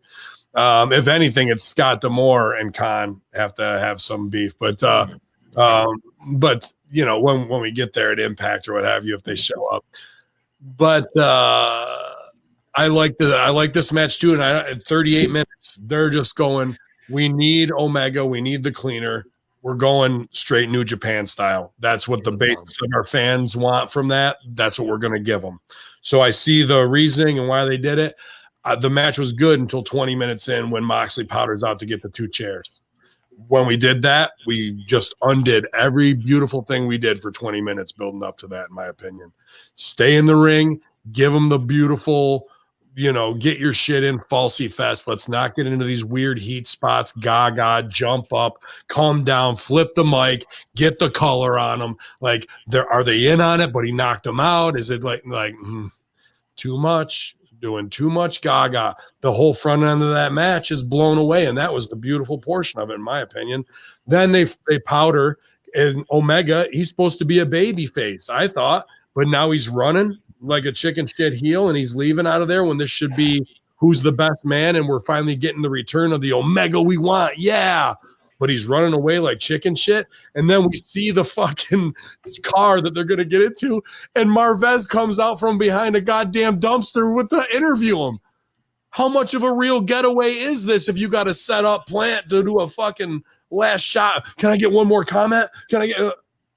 We'll see on Impact, which is the big Snabits. Okay, good. I'm down with the enemy of my enemy is my friend. I like the crossover. This is all a great idea, but you can't have phony ass bullshit like that going on. That was rotten at the end to have him jump out there to get the little fucking thing. Like, if anything, the camera's following him and Cyrus turns around and is like, get the fuck away from me. And then Omega's like, come on, we got to go. He goes, you want to hear about it? Tune into Impact on Tuesday night. To the camera, directly to talking to Tony through the camera, not Marvez walks out from behind a dumpster. Rotten. Do you, to play off yours, you like to do the, you mentioned show, don't tell. Would it have been better for Callis not to say anything? hop in the car and leave us all because waiting? they need the whole thing is getting people to tune into Impact. The Kenny Well, Omega. couldn't they have done that on social media? I guess the argument could be made then. Nope. No? Do it. Okay. Do it in the moment.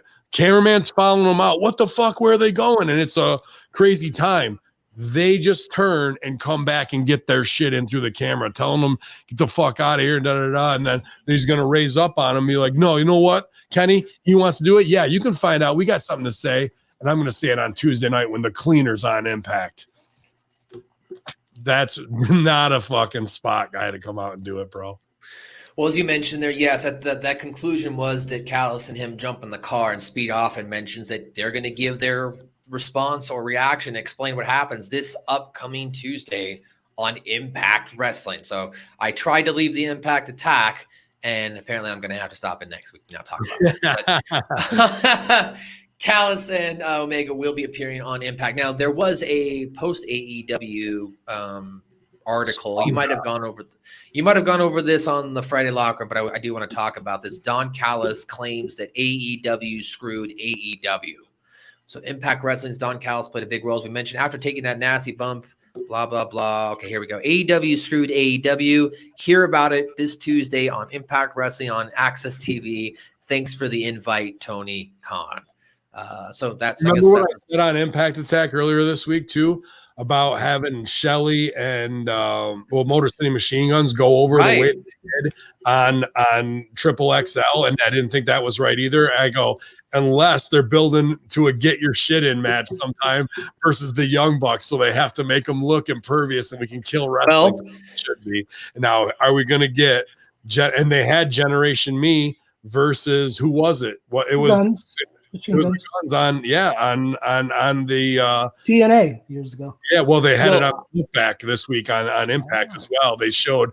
So Impact was laying the groundwork for this. We called out a little of it without knowing that there was going to be the crossover, but now doesn't those Impact finishes make more sense in the crossover business of AEW? And not only on top, I was going to say to play on that too. Last night after AEW ended, FTR tweeted out MCMG. That was the only thing they tweeted out as well. So they're already laying that groundwork to try and get in a match, I'm assuming, with the Motor City Machine Guns. Then it'll probably be a 4-way tag because Bucks will probably be in it too, because I wouldn't have shown that footage of them versus Generation Me unless they were going to do it again. So interesting though. Now, like that really had me going aha at the end, thinking back about Impact, which is a cool little creative meeting for Khan, Cyrus, and D'Amore. I'm sure Dreamer and D'Lo and whoever else was in on there. Like, that's fun worlds to get to play with. I'm interested to see what they're going to do on both shows with this, man. I thought it was smart. It was a great way to end the show. Good for Impact, man. I'm sure they got some kind of deal brewing that's going to benefit both worlds. But they just got on this, one of the biggest shows in the world, and they're getting a big thing. And now they got their champion right after the win. So, that's a big feather in their cap. And for your end, Hamin, the Marvez thing, I don't think he came behind a dumpster. It looked like he came out of a production truck. I don't think he was behind a dumpster. Nonetheless, it doesn't matter. You're not going to be making an escape and go, hold on, one more interview. It killed the entire flow of everything, bro. It was so phony. It might as well have been a dumpster full of baby diapers. It was bad. Mike Martin in the chat. I'm not sure who you're hot at, or you're just trying to get your shit in, man. But AEW, who cares about storylines? Let's do spots. Meanwhile, we're talking about the biggest crossover storyline of all time between two fucking companies as the champ is leaving. So you can take that other little Mark shit and go back to fucking Meltzer's house if you want to, but this is the house of Hamin. And if you want to get a rise on me, I'm here to slap tits all day long. I don't have. No, I think. Hold on. I think he was saying AEW equals who cares about storylines. Let's do spots. I don't think he was. He's been on his shit all day wanting to get recognized. So you want to fucking up to get beat down? Hacker Hamin is here to fucking lay it down on you. I'm not jealous of Sting. Sting doesn't give a fuck about me. Know who I am. He's a Hall of Famer, and he's making $1 million doing nothing, holding the bat in the air. Meanwhile, I run my own media company, take the same bumps, and foster fucking talent. So I don't have to explain myself or any jealousy that I don't ever have to over fucking Sting or undermine his value. I'm a student of this game. I'm a fucking businessman, and I say things the right way. You are a reactive fucking Mark who is nothing more than a fucking listener. So if that's the way you want to fucking set it up, I'll gladly quantify it for you and anybody else who wants to step too. I don't know this young fella, but I missed that in the comments. I didn't see that. But No, I just thought he AEW was does saying- in fact have really good stories. They do have a lot of modern wrestling, and yeah, you see a lot of cool moves. But they're among the best storytellers, in my opinion, in wrestling. Well, so coming out of this, I guess it'll be exciting to see what happens now between Impact Wrestling and AEW. If I was going to put up some matches, I think that would be cool to see. I think I'd enjoy seeing someone like a dashing Chris Bay take on like a Ricky Starks. I've seen Bay also fight Scorpio Sky at FSW, which is on YouTube, so that would be a cool match to see again. But Serena, Deanna. Yeah. Serena Deanna. Some real that would heat.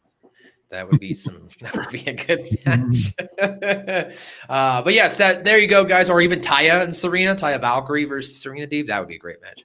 But there you go, guys. Your AEW Light the Fuse review right here on HackerHamin.podbean.com, twitch.tv/conspiracy horseman, and youtube.com/Ben Hamin or Mr. OVW. Best Dynamite of their run, would you say, Yep. since the inception 14 months ago? It was up there, man. Between the Sting moment, the main event, it's up there. And Kazarian and Jericho, tough to beat. Yeah, all the way around. This show was pay-per-view quality on TV. Yep. You know, so and that's what they were gunning for. And they've had a couple other of these that have delivered, but this one with the Stinger, there's no doubt that it's the milestone moment. It's this dude from Twitter. Never mind. He's definitely short bus. There's no doubt about it. That's the fucking long and short of it. I think they shouldn't have Sting talk at all. Like the best acting we do is when we say nothing at all. Why put any words out there? Let's do some cool action sequences with these guys more than anything, dude. And if anything, it needs to be Darby painting the rest of his face. I think that'd be a fucking cool trend, maybe into something else, you know. Maybe Jeff he Hardy, won't speak. maybe he won't. Maybe he won't. I hope not. I hope they have that time to make that choice. You know what I mean? Because what is there necessary for him to say? I don't think there's anything just yet to make a statement on. Oh, Silvio, where can we go to get more wonderful coaching advice as I become more and more uber critical and angry because you have to be even a nicer guy and I have to let one of the force. Feel free to reach out to me on Messenger. Just hit up Chris Silvio. And I have a few openings for online training and a couple openings for our live sessions here in Tampa. Just got to get your ass COVID tested and make sure that you're healthy. But if you want to come, hit me up and you will get some of the best coaching on planet Earth. Without a doubt. And you'll feel better about yourself all the time unless Matt brings up all of your failures before you start training and can ruin your entire mood.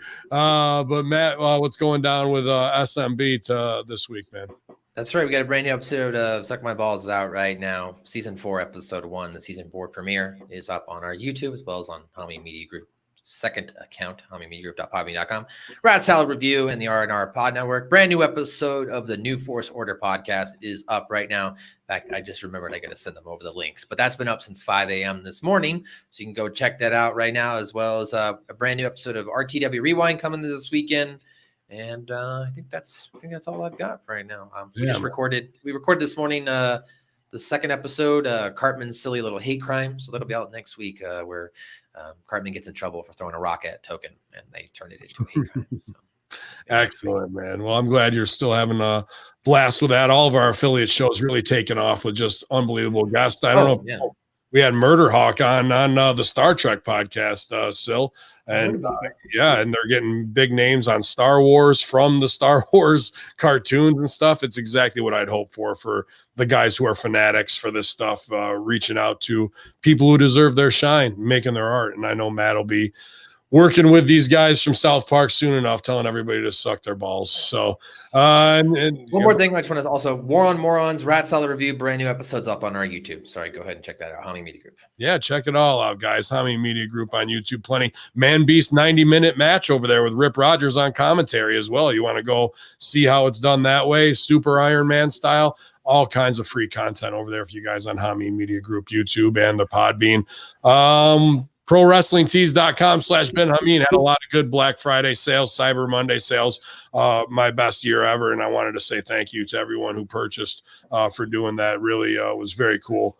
The Culture Vulture shirt to go back and stick it in the ass of my father, after he after he tried to rain down upon us and call us all a bunch of marks. Well, that's just what we do here. Is light the fuse, infidels. It's a red hot show. So Silvio, cool me down because winter's coming. The heater's gonna heat. It's Hacker Hamin. It's Big Sexy and Silvio and MSG, and there ain't no short bus conversations here, infidels. It's heels over strong all day long. Yeah.